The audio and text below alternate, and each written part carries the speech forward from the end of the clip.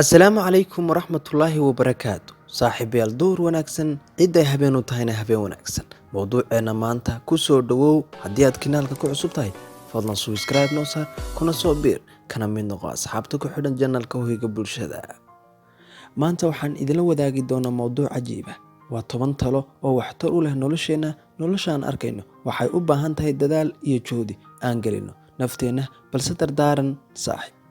Maanta maalin aan ahayn ayaad ogaan doontaa talada qiimaha ay leedahay, laakiin anigu maanta 10 talo ayaan ku siinayaa ee xambaaro oo wadada cad kala bax.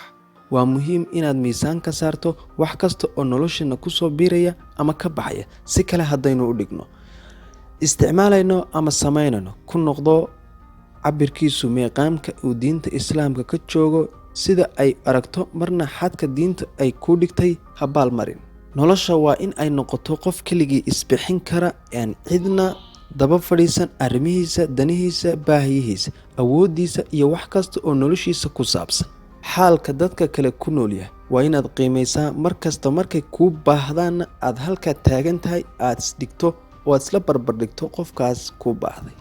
Maaliyadda iyo dhaqaalaha ku soo gala marna ha ku dhamayn wax aan faa'iido badan soo kordhinayn. Nolosha ha ka dhigin maanta uun ee ka fakar biri iyo mustaqbalka insha Allah.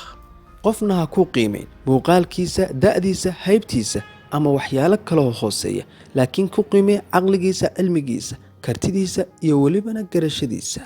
Haddii nolosha aad ku kufto oo aad aragto kuwaad wada socoteen oo ku dhaafay, ha quusan. Iska sii jiifin, laakiin kac kuwa tartanka gadaal ka soo galay iyayna ku dhaafin. Waan hubaa haddii aad kuftay mar hore inaad tan ku guuleysanayso.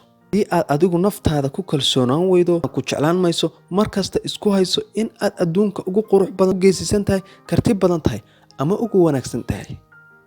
Caawi oo taakule inta aad awoodo. Caawinta maaha oo keliya dhaqaale, laakiin walaalka oo khaldan baad toosin kartaa. Walaalka oo khaldan ayaad toosin kartaa, oran kartaa walaal sidana waa khalad. Aad qofka la qaban kartaa ama si uun baad u taageeri kartaa, ha yaraato ama ha badnaatabe.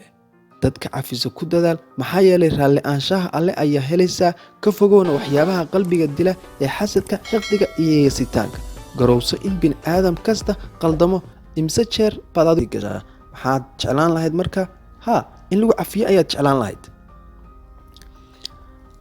Talo iyo waano kasta ood siinayso dadka aad jeceshahay si ay noqoto mid qalbiga si dhaba u taabata, waa in adigu ugu horeyn naftaada ku dhaqday. Haddii naftaaduba ay ka qatan tahay.